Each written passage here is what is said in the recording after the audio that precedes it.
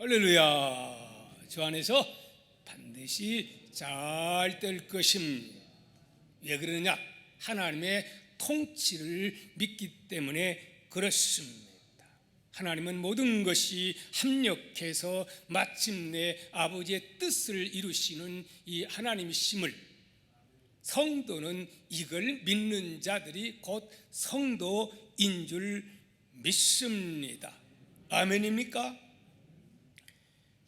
성경은 어딘들 귀하지 않는 성경이 있겠습니까? 많은 로마서는 그 귀한 성경 가운데서도 정말 귀하고 귀한 성경인 줄 믿습니다.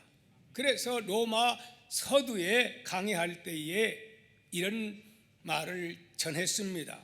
대영 제국의 박물관 관장이었던 필립 공은 세계를 다 준다 해도 대영 박물관과는 바꾸지 않겠지만, 만일 사도 바울이 친필로 쓴 로마서 한 장만 있다 하면 이 박물관과 바꾸겠다, 이렇게 말을 했다고 전해지고 있습니다. 이거 보면 로마서가 얼마나 소중한가 알 수가 있는 것이지요. 뿐만이 아니라 또한 성경학자들은 불의의 사고로 성경책이 다 불타 없어진다고 할지라도 특히 로마서 8장만 있으면 우리는 그것을 믿고 구원을 받을 수가 있다. 로마에서도 몇 장? 8장만 있으면 충분히 구원을 받을 수 있다. 그렇게 말씀을 하고 있습니다. 여러분, 그러면 도대체 로마서 8장이 어떤 말씀이기에 그렇게까지 말들을 하는 것일까요? 왜 그럴까요? 바로 1절 말씀입니다. 이 말씀이 너무너무 귀한 주옥 같은 말씀이고, 우리가 교회에 나오고 예수 믿는 목적이 어디에 있느냐? 바로 로마서 8장 1절에 있기 때문에 그렇습니다. 우리 다 함께 그러면 로마서 8장 1절을 보도록 합니다. 시작. 그러므로 이제 그리스도 예수 안에 있는 자에게는 결코 뭐가? 정죄함이 없나니, 그렇게 말씀을 하고 있습니다. 여기서 그러므로 이렇게 출발을 하지요. 이것은 지난주에 마지막에 말씀드린 그 말씀을 이어서 받고 있는 그러한 말씀입니다. 지난주에 끝에 가서 어떤 말씀을 드렸습니까? 결국은 바울은 24절에서 오호라 나는 곤고한 자라 그러면서 자기의 연약함을 탄식하는 그러한 모습을 살펴보았습니다. 그런데 바로 그 다음 절에서 뭐라고 그는 전혀 다른 반전이 시작됩니다. 어떻게 반전이 시작되었습니까? 25절에서 시작.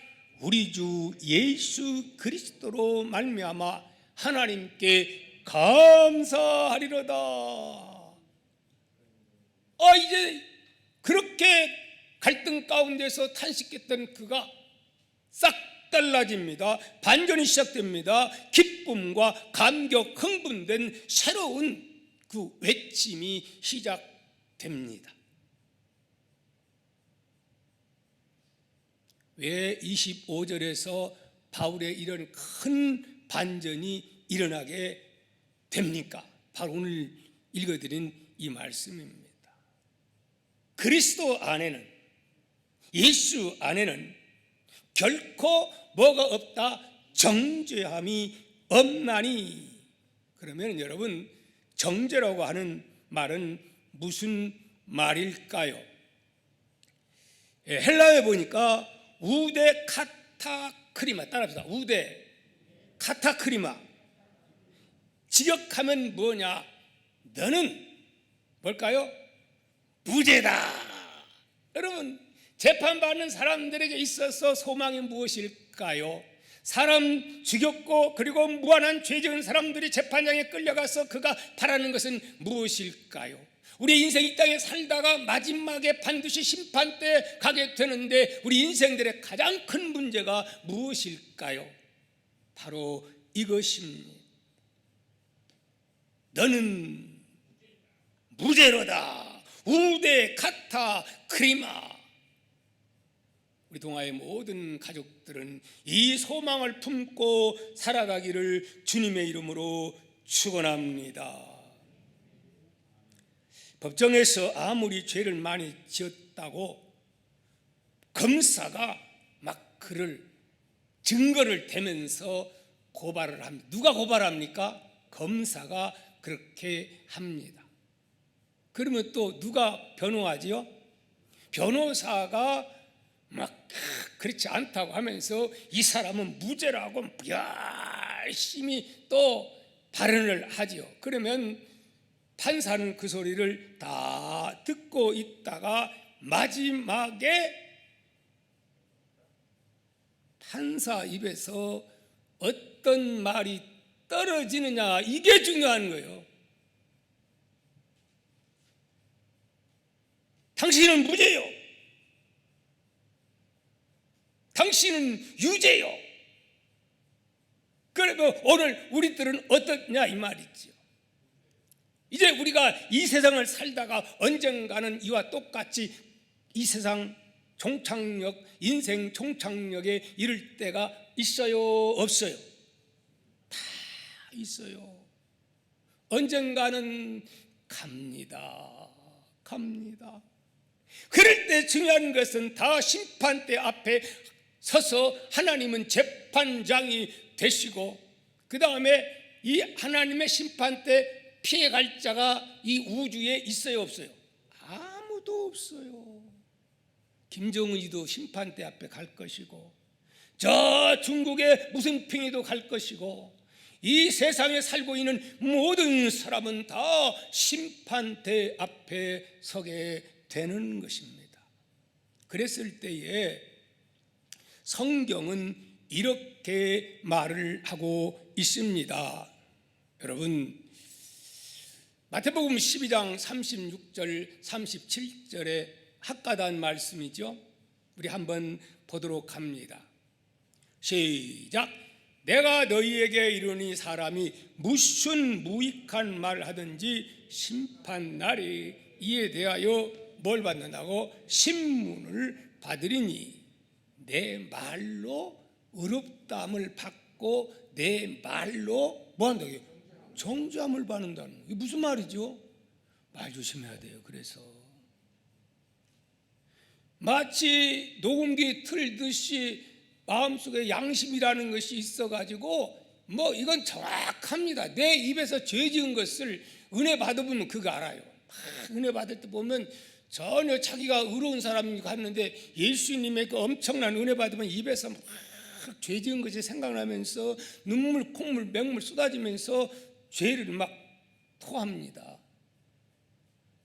이제 하나님 나라 가게 되면 이와는 또 다르겠지요. 어떤 죄 지은 것들을 다 자기 입에서 막 토해가지고 온 천하 모든 사람들 어휴 저런 깜찍한 죄를 막 이렇게 되는 거예요. 자, 그랬을 때에 누가 등장할까요? 바로 스스로가 이렇게 죄를 고백할 때에 변호사가 등장합니다. 변호사가. 여러분, 변호사는 누굴까요? 변호사는 곧 성령님이십니다. 성령님의 뜻은 변호한다고 하는 그 의미가 있습니다. 우리를 보호할 뿐만이 아니라 우리를 대신해서 변호한다 해서 바로 성령님은 우리의 변호사가 되십니다. 성령님이 딱 일어서더니 재판장이 변호를 하는 거예요. 저 아무개 박동진은 아무개 누구는 사실 고백한 대로 그 사람은 엄청난 죄를 많이 지었습니다. 그러나 그가 죄인임을 깨닫고 하나님 앞에 통회 자복하고 그 다음에 내 힘으로 이런 연약하기 때문에 살 수 없어 예수 그리스도를 믿고 그때부터 그런 새로운 삶을 살기로 작정했지만 그래도 실수는 참 많았습니다. 그러나 누가 바로 예수 그리스도께서 저 사람의 죄를 다 짊어지시고 예수님이 그렇게 됐습니다. 그러면 이제 재판장 되시는 판사 되시는 하나님은 예수님을 딱 보고 어떠냐고 그러면서 맞습니다. 내가 바로 저 사람 그 죄 문제를 짊어지고 내가 죽었습니다.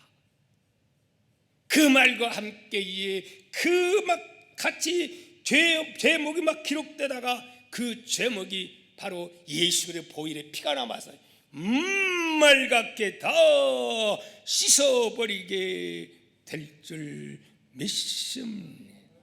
그러면서 하나님이 선고가 오는데 너는 무죄라. 아멘. 우대 카타 크리마. 너는 무죄라. 아멘. 여러분, 얼마나 큰 복입니까? 예수 믿는다는 것은 바로 이런 복을 받기 위해서 예수 믿는 것입니다. 잘 먹고 잘 살고 등 따시고 배부르고 이 땅 위에서 인간의 쾌락을 위해서 예수 믿는 것이 아니라 예수 믿는 목적이 여기에 있음을 여러분 아시기를 축복합니다. 그렇다면 어떻게 이 복을 받을 수가 있다는 것입니까? 어떻게 해요? 1절에서 그러므로 이제 그리스도 어떻게 예수 안에 있는 자에게는 어떤 자가? 예수 안에 있는 자가. 또 2절도 보면 이렇게 말합니다. 시작. 이는 그리스도 예수 안에 있는 생명의 성령의 법이 죄와 사망의 법에서 너를 어떻게 해방하였음이라. 생명의 성령의 법이 죄와 사망의 법에서 율법은 너는 사형이다. 이렇게 율법 법으로 말하면 그렇지만은 아까 얘기한 대로 이제 성령의 새로운 이 법이 생명의 법, 생명의 법이 그건 뭘 말합니까? 성령을 통해서 예수 믿는 믿음의 법이 내 안에 예수가 있는 이 법이 십자가를 믿는 이 법이 뭘 했다? 죄와 사망의 법을 무효케 해버렸다 이 말씀인 줄 믿습니다. 사랑하는 성도 여러분, 어떤 자가 예수님 안에 있는 자죠? 그렇다면 첫째로 여러분 죄 중에 가장 큰 죄가 어떤 죄죠? 어떤 죄라고 생각됩니까? 가장 큰 죄는 나는 죄가 없다 하는 자가 하나님 볼 때 가장 큰 죄입니다. 여러분, 그만큼 이 양심이 그냥 무뎌지고 철판 깔았기 때문에 그렇게 생각을 하는 겁니다. 두 번째는 뭐냐? 죄가 있다 해도 내가 해결할 수 있다고 믿고 살아가는 사람, 내가 수양하고 도덕을 쌓고 착한 일을 하고 그래가지고 구원을 받겠다고 하는 이 죄 또한 큽니다. 왜요? 그렇게 해서 죄 문제 해결하면 되지만은 그렇게 해서 씻을래야 씻어집니까? 씻을 수가 없기 때문에 그렇습니다. 많은 세상의 사람들은 이 두 가지를 주장하느라고 인간은 힘들고 피곤합니다. 그래서 의인 되려고 수양하고 도덕 분자가 되려고 그렇게 하지만은 세상 말로 말짱 사실은 그게 도루묵이 되는 거예요. 아무리 힘들고 또 힘쓰고 애쓰고 떠들고 주장하지만 해결책, 인간의 노력, 인간의 수고는 죄를 없이 할 수가 없음을 여러분 아시기를 바랍니다. 아멘입니까? 그래서 우리는 이 노래를 많이 울어도 못하네, 힘써도 못하네, 또 참아도 못하네, 뭐하면 믿으면 하겠네. 할렐루야. 예수 그리스도 하나님의 아들이 이 땅에 오신 것은 우리가 수양해가지고 안 되기 때문에 많은 사람들의 율법으로 한번 구원받으려고 했지만은 아니 되기에 하나님이 사람의 몸을 입고 이 땅에 오신 줄 믿습니다. 아멘입니까? 자, 그러면은 이런 엄청난 특혜, 많은 사람들이 그거 공짜인 줄 아는데 여러분 과연 이 구원의 은총이 공짜일까요? 이 세상에는 공짜는 없습니다. 공짜 좋아하면 사기당합니다. 반드시 대가를 지불해야 됩니다. 그렇죠? 아무리 이 세상에 살아가는 사람들이 그냥 공짜국짜 해가지고 막 속지요. 특히 비트코인 이거 해가지고 막 엄청난 이 속이는 사람들 많습니다. 여러분 우리 교회 비트코인 하는 사람 얼마나 있는지 모르지만요, 속으면 안 됩니다.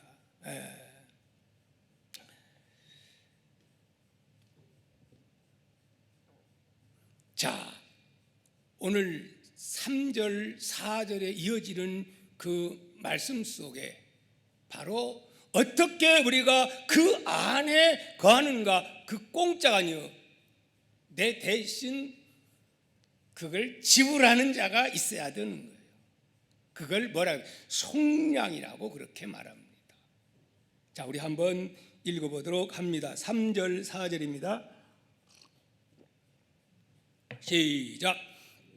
율법이 육신으로 말미암아 연약하여 할 수 없는 그것을 하나님은 하시나니 곧 죄로 말미암아 자기 아들을 죄 있는 육신의 모양으로 보내어 육신의 죄를 정하사 육신을 따르지 않고 그 영을 따라 행하는 우리에게 율법의 요구가 이루어지게 하려 하심이라. 이게 무슨 말이죠?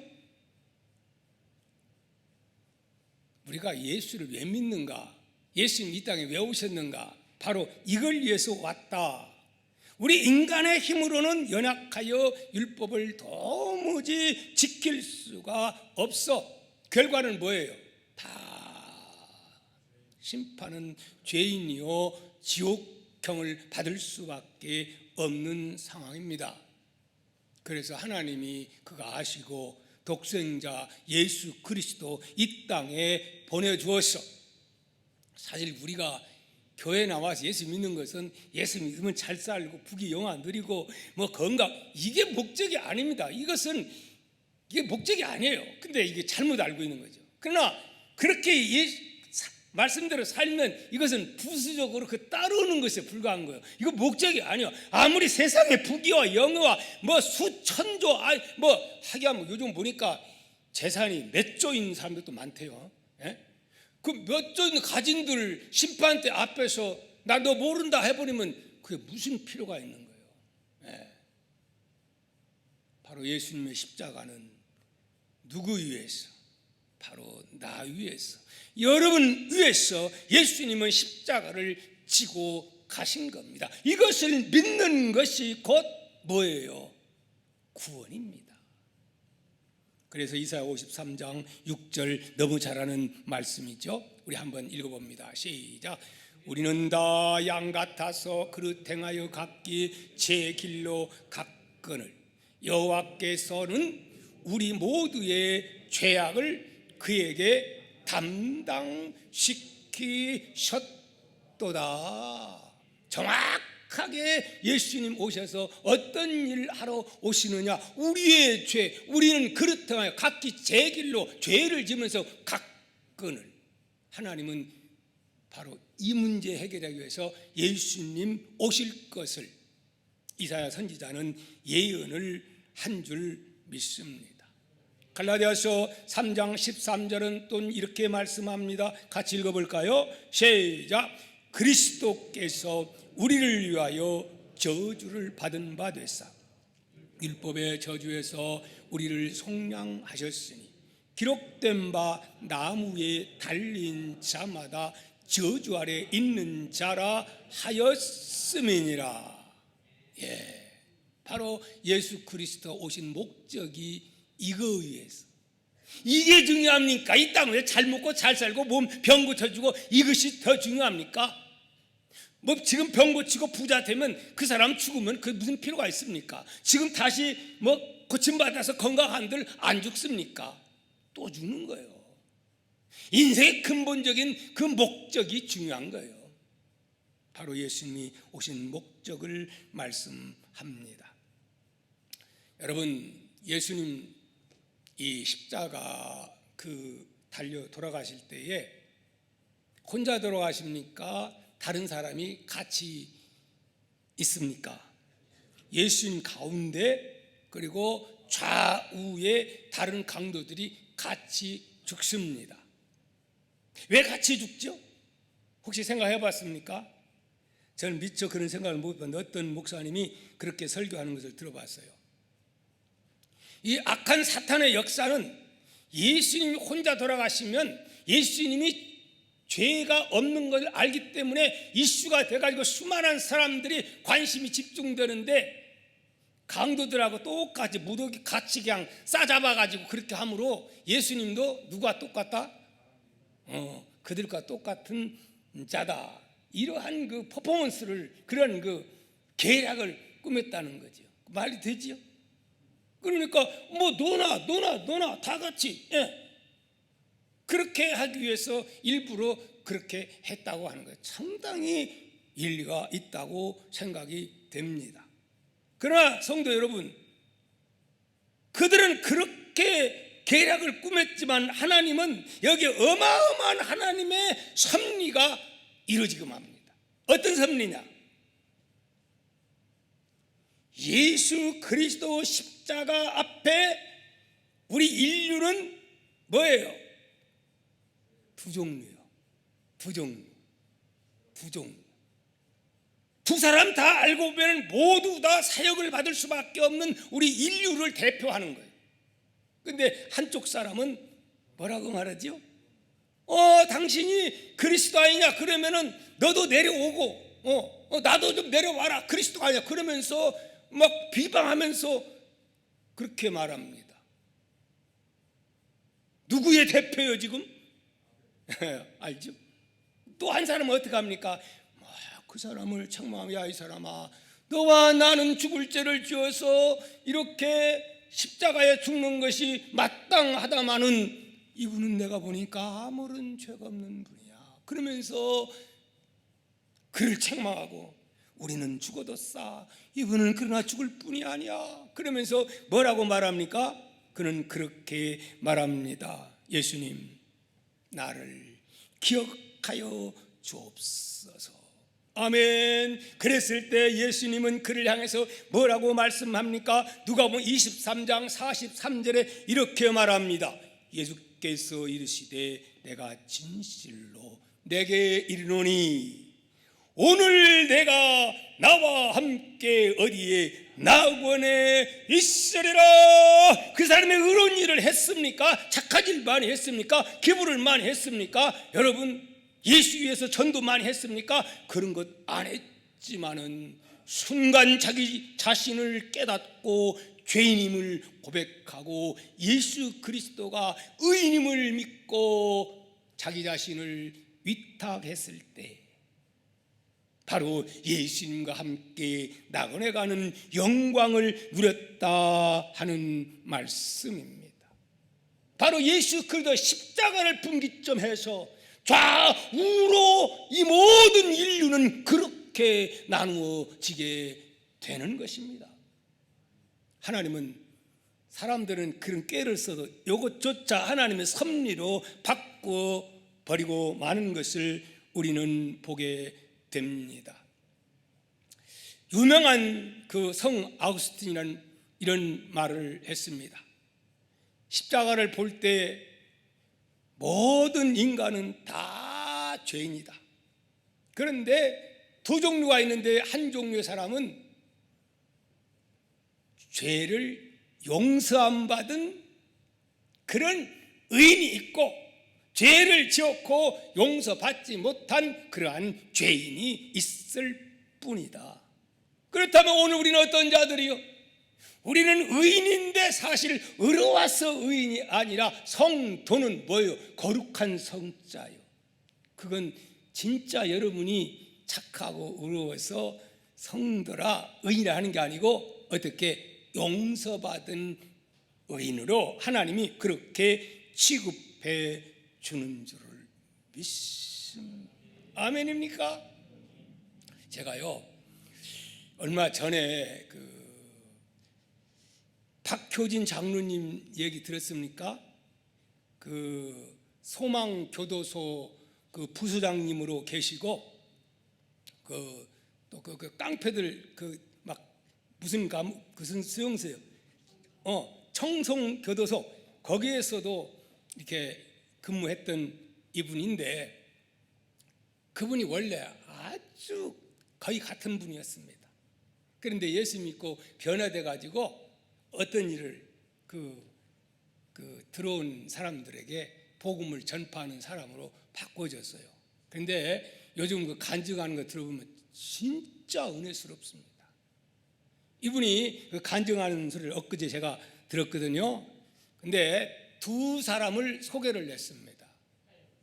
한 사람은 어떤 사람이냐, 그 사형수에 대한 그 소개를 했는데 한 사람은 그 자기가 그 사형하는 현장을 몇 명을 목격했냐면 그 예수 안 믿는 사람을 16명, 그리고 예수 믿고 막 전도해가지고 13명을 믿게 해가지고 형장 이슬로 사형수들만 그런 걸 직접 본 것을 간증을 하는데, 그런 간증을 해서 제가 참 은혜를 많이 받았어요.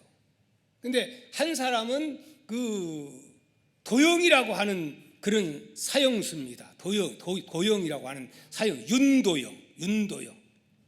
근데 아주 흉악범이고 막 진짜 포항무도한 사람이에요. 근데 그 얘기 들으면 그것만 해도 뭐 1시간 이상 해야 되는데, 이제 그런 사람이 하여튼 예수를 믿고 변화돼 가지고 성경책 들고 복음을 전하고 감옥에서 이런 사람으로 바꿔졌어요. 근데 예수 믿는 지 얼마 안 됐어요. 그런가 하면 또 한 사람이 있었는데 그 사람은 지식이 참 많은 사람이고 그리고 공부도 많이 했어요. 근데 끔찍한 죄를 졌는데 보험 때문에 그가 지략적으로 사람을 불타주게 해서 그래서 결국 들어온 사람이에요.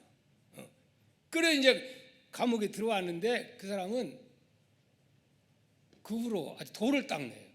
아주 감옥 들어와서 돌을 닦고 그리고 경을 많이 읽고 수양하고, 그래서 이 사람은 예수 안 믿는 사람인데 성자 소리 들을 정도로 착한 일을 많이 하고 별 스런 소리도 혈기 하나 안 부려, 그렇게 착했답니다. 그런데 이제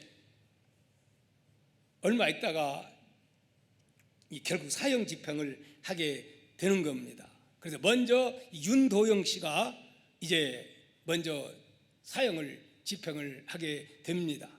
그러면서 그 장로님은 자기가 전도해가지고 그래 했기 때문에 뭐가 궁금하겠어요.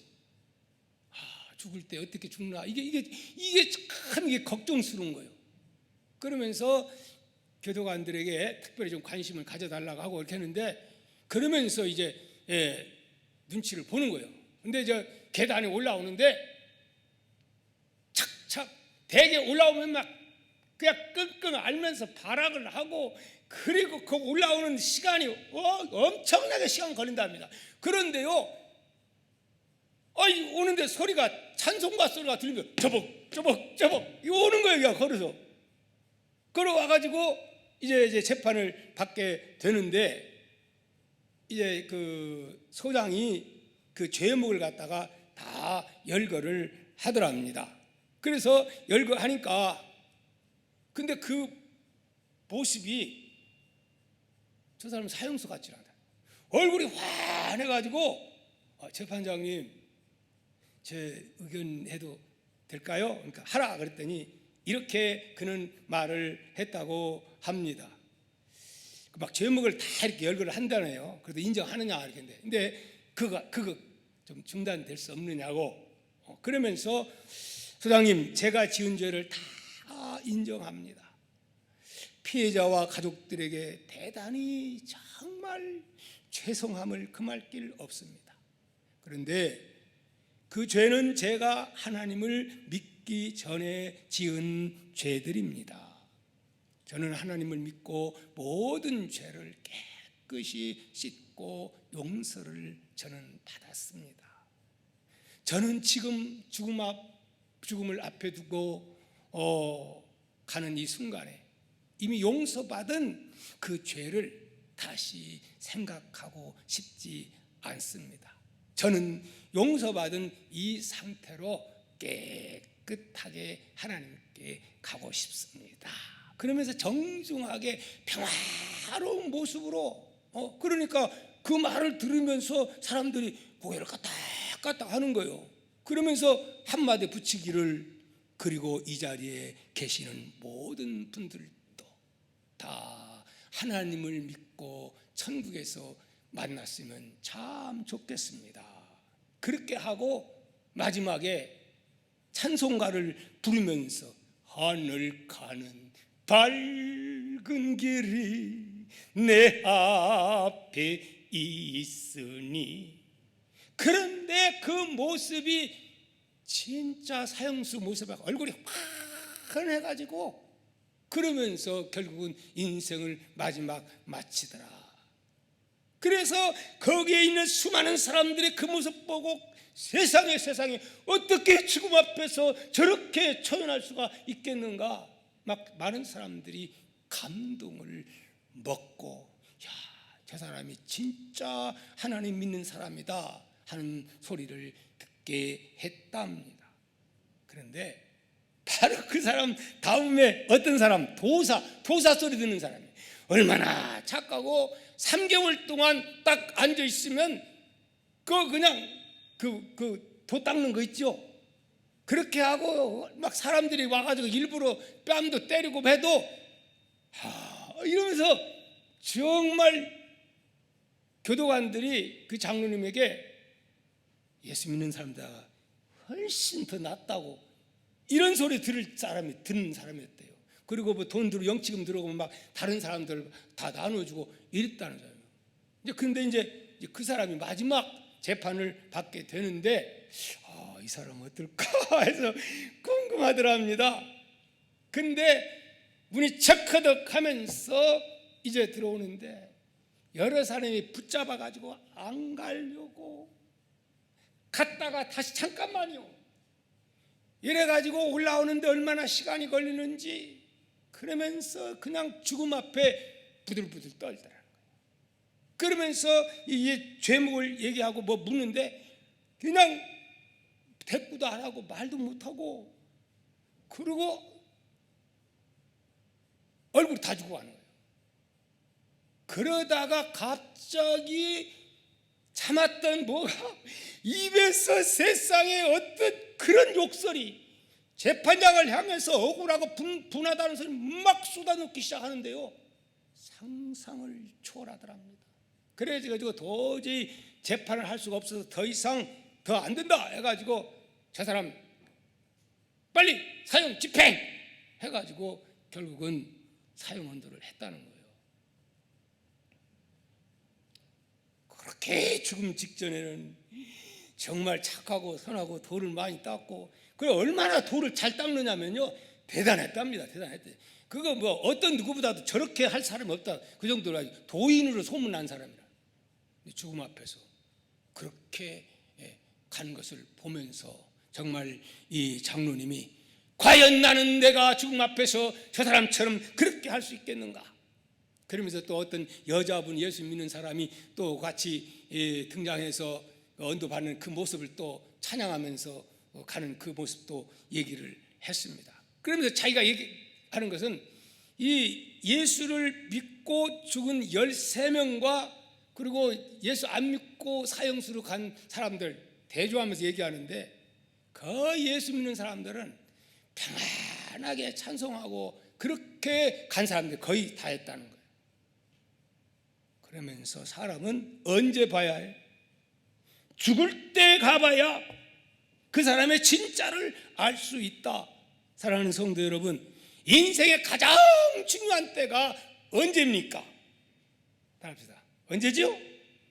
바로 인생의 종착역에 왔을 때에, 하나님이 날로라 부었을 때에, 그때가 가장 중요한 때인 줄 믿습니다. 그러나 우리는 그때를 알 수가 있어요, 없어요? 그때를 알 수가 없는 것입니다. 하지만 언젠가는 그때가 반드시 온다는 사실을 우리는 기억해야 합니다. 옵니다. 그럼 우리는 어떻게 하는가? 철저하게 이를 대비하는 죽음 준비가 우리에게는 있어야 할 줄 믿습니다. 아멘. 전도서 3장 1절 2절은 이렇게 말합니다. 한번 읽도록 합니다. 시작. 범사에 기한이 있고 천하 만사가 때가 있나니, 날 때가 있고 죽을 때가 있으며 심을 때가 있고 심는 것을 뽑을 때가 있다. 그렇게 말씀을 하고 있습니다. 반드시 그때가 옵니다. 여러분, 그때를 준비하는, 그래야 마태복음 25장에 보니까 두 종류의 여인이 나오죠. 어떤 사람? 미련한 여자. 등은 준비했으되 기름이 없어서 주님 영접하지 못하고 퇴짜 맞은 사람들 5 처녀. 그런가 하면은 등도 준비하고 기름을 준비해서 주님을 영접한 슬기로운 5 처녀들.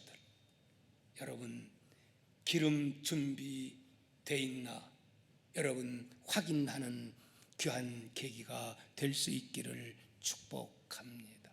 그러면 그 기름 준비가 무엇입니까? 예수 안에 있는 자들입니다. 들어와 있는 자들입니다. 나는 과연 예수 아닌가? 예수 밖인가? 철저하게 점검이 필요한 줄 믿습니다. 아멘입니까? 여러분, 로마서는 뭘 점검하는? 바로 내 믿음을 점검하는.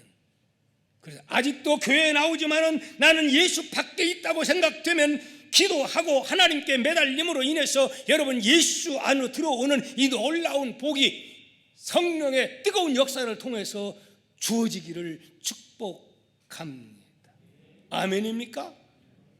그래서 우리는 정죄받지 않는 이 확신 가지고 이 땅에 살 때 힘있게 살 수가 있는 줄 믿습니다. 뿐만이 아니라 이 땅 위에서도 마태복음 25장 21절에 있는 말씀처럼 2달란트 받은 자, 5달란트 받은 자에게 주님은 뭐라고 말합니까?